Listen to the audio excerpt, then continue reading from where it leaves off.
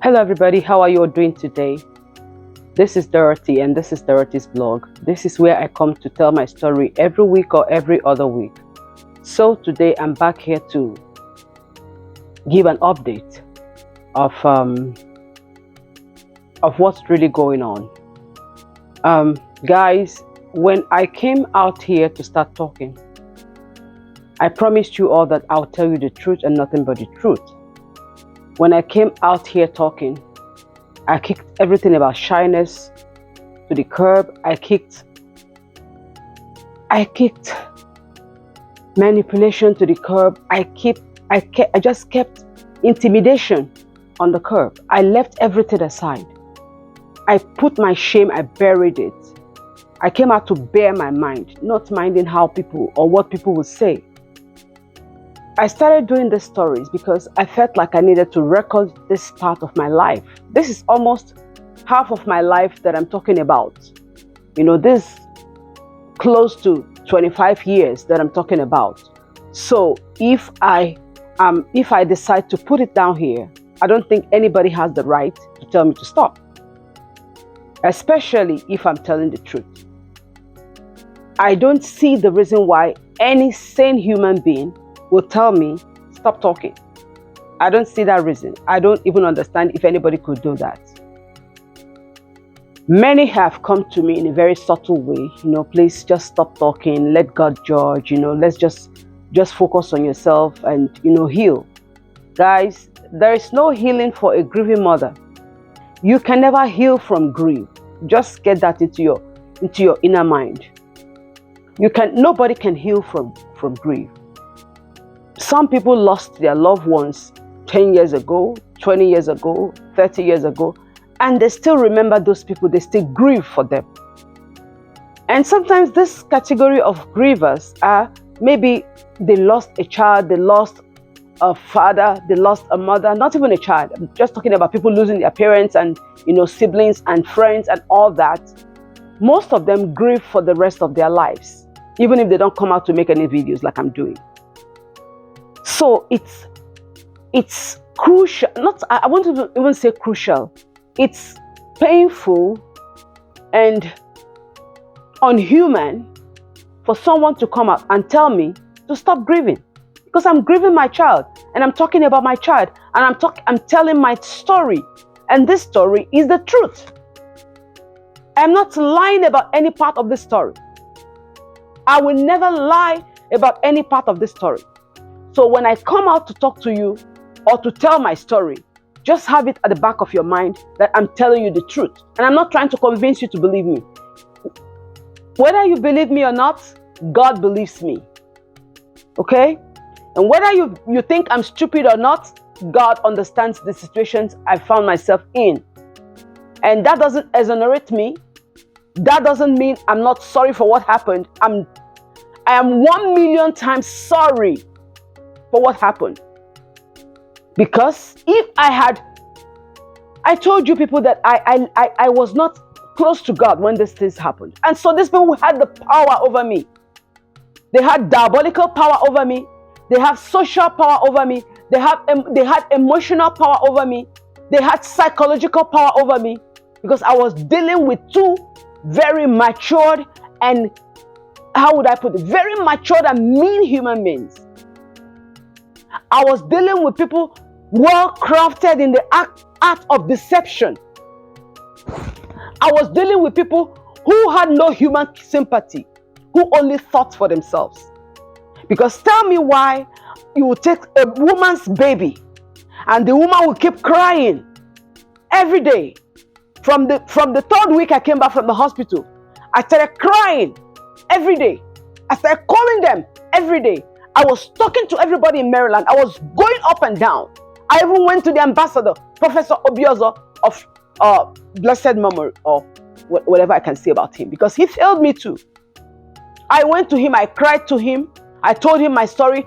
As the Nigerian ambassador, he didn't do anything. He did not do anything. He just told me, okay, I will call them and talk to them. And when I went back to his office, he said, but I'm trying to convince that my friend if he can even marry you. And I was like, what? What? And I said, sir, this is not even what I came for. What I came for is for you to help me get my child out. I went to Professor Obiozo in 2004 after I had my twins. And I called and I cried and I told him, sir, this is what is happening to me. And I thought he was going to help me. I went to the county office here in Maryland. But of course, Jack Johnson was in charge and he was close to these people. So I couldn't even go and get him. I wasn't even allowed to see him. I wrote several letters so that these people can release my child. I went back to the court. The court said the adoption has ended and it's a closed adoption. Which sane human being would take a child from a woman, a fellow Nigerian who has been crying for that child, and you did adoption and you did a closed adoption? Guys, go and check for the meaning of closed adoption. That's what these evil people did. Even when they knew I was on their neck, even when they knew I did not give that child to them. I didn't know they were even married at that point. So why would I be giving my child to them? If maybe I knew that they were a couple or they were a couple, and I say, take this child, then people can say, I gave that child to them. This man came and told me that the woman is his sister. And when she came, she acted like a sister. So how would I be giving my child to a woman who claimed she wasn't married? I only found out that they were married when they went to do the naming ceremony of my child. That was when people told me these people are actually married. And yes, I could have still taken them back to court, but I didn't know what to do. I had no papers to start to fight them. Because every time people reached out to them about me, what they tell the people is that, look, we'll send her. In Nigeria. In Nigeria. We're going to send her back to Nigeria. And if you're watching me and they ever said this to you, you know I'm telling the truth. Even when I started talking the second time, somebody called them and said, this lady is back out talking about you people again. And they said, in Nigeria. And I laughed. I said, so if I'm in America for 30 years, you will still be able to take me out. So I've not done anything to get myself secured. So I'm just sitting down there to wait for you to give me my green card. Is that what you thought? So they looked at me with the eyes that they used to look at me.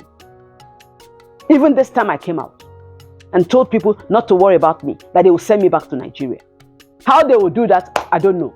Because I've lived in this country for 23 years. Plus the 3 years I used to visit and come. So I've been in the American system for 25 years. And I've not committed one single crime. Not even when I had no money. No feeding. Nothing.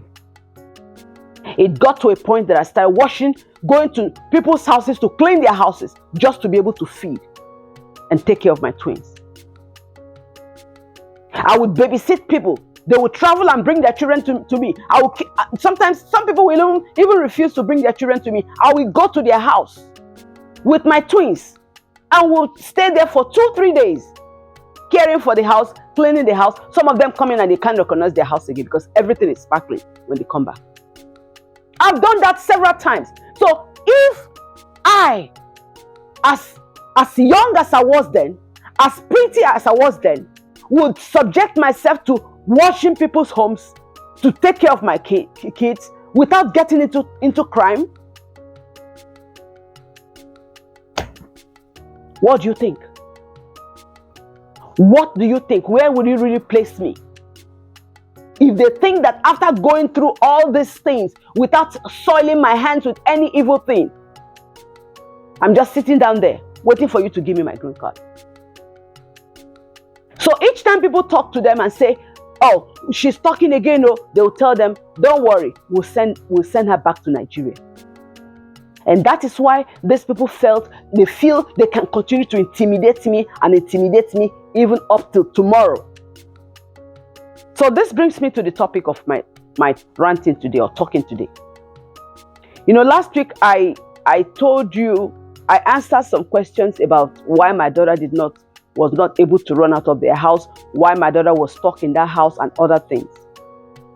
After this story aired, they started writing me, threatening me. They started writing me and threatening me. Guys, I'm not kidding you. These people were coming, some people were coming to my mailbox to say certain things, and I told myself, these people have started again, because that's their character. Once you start talking, once I start talking, they'll start sending people to come talk to me. They'll start sending people who they think I respect to start talking to me. Oh, cool down, calm down, let God judge. No, just everything will be fine. And that was how they treat me. And I calmed down until my baby left. They would tell me, oh, don't worry, when that child grows up, she'll look for you. Relax yourself, don't stress yourself. Use the energy to take care of these two that you have here. When that child grows up, she will look for you. And eventually, my baby girl grew up. She grew up and she was this close to seeing me. My girl was this close to seeing me. She confronted them. She told them about what she has heard about me. Actually, my baby girl saw my video. I have a special video. I have a video that I made just for her, where I told her, baby girl, this is mommy. If you see me, you've seen yourself. Reach out to me. Because then she was 20. So I felt like she's old enough to understand. Little did I know that baby girl did not have any access to the internet. These people tied this girl to the extent that she became shadow of herself. I've gotten report from the schools that she went to. Yeah. Of all the schools, the high school she went to, I've gotten a report that this girl even told the school counselor that she hates her parents. She told them at school. And the school did nothing. The school did nothing. This girl was put in the midst of white children. Sorry, there's no racism here, but I'm just explaining what happened. She was put in an all-white school for the last term of her high school because she wanted to go out and meet with other kids. But what did she meet? She met bullying. She met with all kinds of crazy stuff. You know why? She did not belong to that group, especially in her appearance. So when I started hearing these things, that stirred me up. The one that broke me up was when I heard about sexual harassment.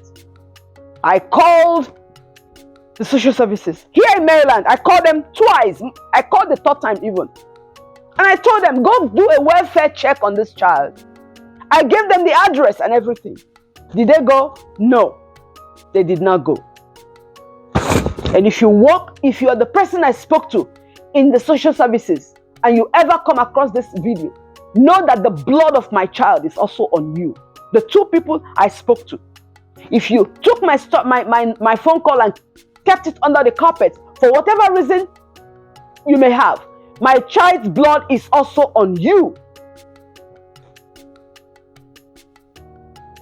So let me go to the topic of today. These people started threatening me. They've been sending things to me, sending people to come online to talk to me, sending people to call me on the phone and say rubbish. A lot of people have been calling, and each time they call, I know who sent them. I'll pick the call and they'll say, oh, how are you doing? And they'll pretend to sympathize with me. And then they'll bring the story out. Oh, what do you want to do? What do you think we should do? And I'll be like, don't worry, I'll be fine. Don't worry, I'll be fine. That's what I always told them. There's this particular man, if you're watching me, you know you are the person I'm talking to. He calls like 3-4 times a week. And he will tell me, you're a pretty woman. You're a very beautiful woman. You know, just let these people be and I'll be in your life to take care of you. And the third time he called, I blocked him. So these people have been coming through all kinds of people. Even sending their friends to come and make advance at me. But it didn't work. You know what they did? They went to a lawyer and they wrote me a cease and desist letter. This means their lawyer is threatening me to keep quiet or they will take me to court. And I know they can't take me to court. I laugh in the Holy Spirit. They can't take me to court. They dare not take me to court. Because if they do, then they will open themselves up. Because I have everything in my hand. I'm just calming myself down. I have every information I need in my hand. So nobody can scare me with anything. You can't scare me with court. You can't scare me with anything. You can't even scare me diabolically, because now I'm under the umbrella of Jesus Christ and I'm covered with his blood. And any attempt on my life, on my children's lives, is secured because Jesus will not allow it to happen. So they are trying to take me to court for talking, for speaking out, for saying my mind, for telling my own story. My own story. I'm not telling another person's story. And by the way, I'm not even mentioning their names. So what ground do they have to tell me to close my mouth? That letter also says that I should remember that I'm the one that killed my child. Yes, in that letter. Yes. That is why I said, you know what? I will go to the end of this case with them. Oh, remember, it was your recklessness and your videos that made our daughter to have mental breakdown that led to her death. What? That is what they put together in the letter, trying to intimidate me one more time. But you know what? Obi is no longer a boy. Obi is now a man, a grown man. Dorothy is no longer a girl. I am now a full-fleshed woman. A woman of grace, a woman of God, and a woman of peace, if you want peace. And if you don't want peace, if you don't want peace, I leave the rest to you. So these people said they're going to take me to court. They're threatening me to take me to court. And I want them to do that as fast as they can. I want you to do that as soon as you can. And you tell me why I cannot talk about my own story. Why I cannot talk about my own child that you stole from me. You know how you got that child. Was not clean. Can never be clean.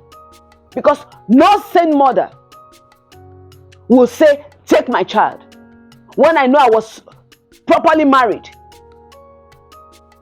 I have no right to give out my child. If I did give out my child for adoption. You both know the truth. You know what happened. You know you know all that you did to get me to sign those papers twice. You scared me. And you want to scare me again from talking. Why? Why? Why should I keep quiet? For what reason? Who the hell do you think you are? Who do you think you are? Who do you think you are? Even if you know all the men, all the highly placed men in Maryland, do you know Jesus? Do you know the King of Kings? Do you know the Lion of the tribe of Judah? The tribe of Judah is where I come from. And I'll be part of that tribe forever for the rest of my life. Do you know him? Do you have more power than God? Do you have more power than God? Even the voodoo priest who will prepare your charms cannot stand the fire and heat of God at this time. So why do you think you can stop me? What makes you think you have the power to stop me? After my child is already gone. When my child was alive, I was swallowing everything, hoping that one day she will be okay. She will find me. But now that she's gone, forever gone, I can never set my eyes on her. you want me to still keep quiet? Even if I don't fight you now, don't you think my daughter's spirit is fighting you as we speak? Is she not tormenting you as we speak? Are you able to sleep complete 8 hours every night? You think I don't know the battles you're going through? And you want me to keep quiet? Even if I keep quiet, Atinuka will keep talking, asking you questions. Chidinma will still continue asking you questions. My baby will still continue to ask you questions if ever you keep quiet. If ever I keep quiet.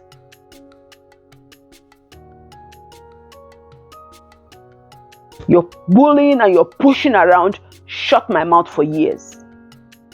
But they can no longer shut me up. So if you think you have the power, let's go there. Let's go there. Stop going from corner to post. Stop sending people to text me. Come out. Let's go there. Come out. And let's go there. Let's go there. You can close my mouth. I'm telling my story. I am telling my story. For God's sake, I'm telling my story. This is what happened to me. This is the pain you inflicted on me. And I have to talk about it. Because if I don't talk about it, nobody else can talk about it. When my baby girl was alive, if she had come out to safety, we both would have talked about it. I was dreaming of the day I would see her. I was dreaming of how we would sit together and talk about her life story.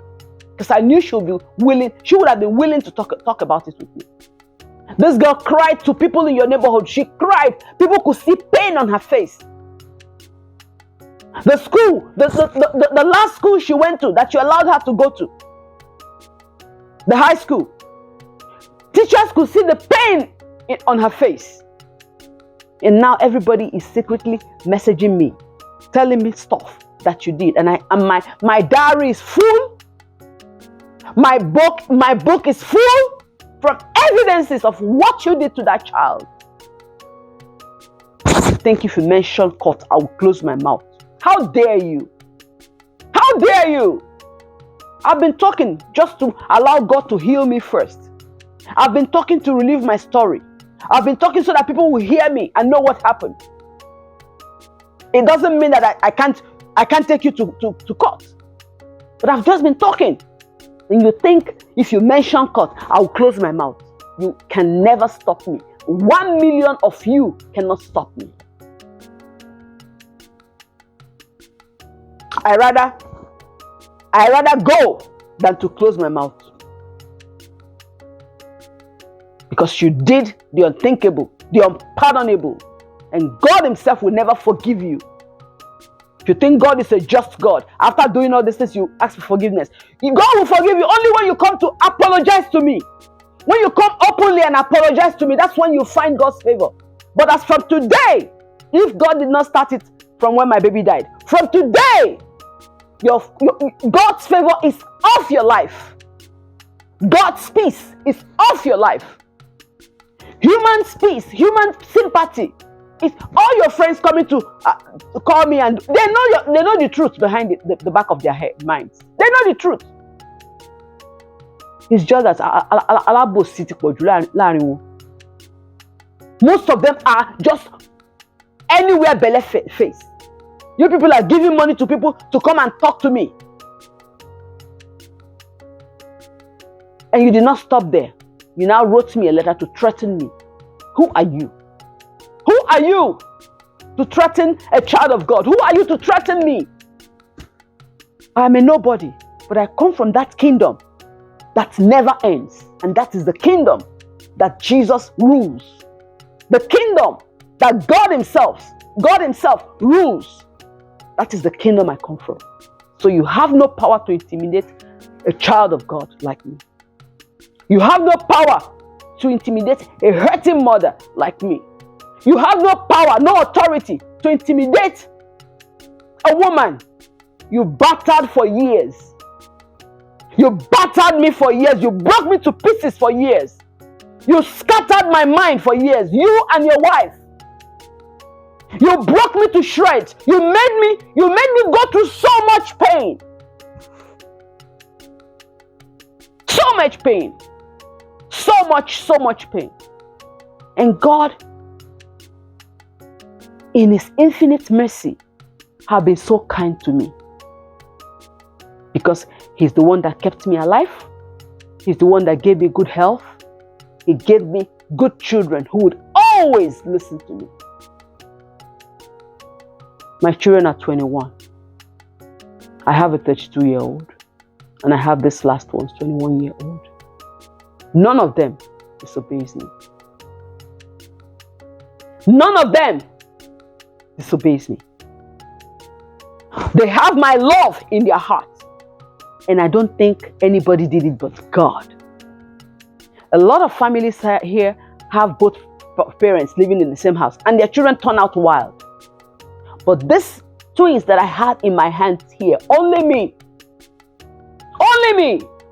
my babies are doing excellently well. Excellently well. People ask me how I did it. When they meet my children, how did you do it? It's only God. If not for God, I would have been shattered and my children would have been messed up. But I look at them every day.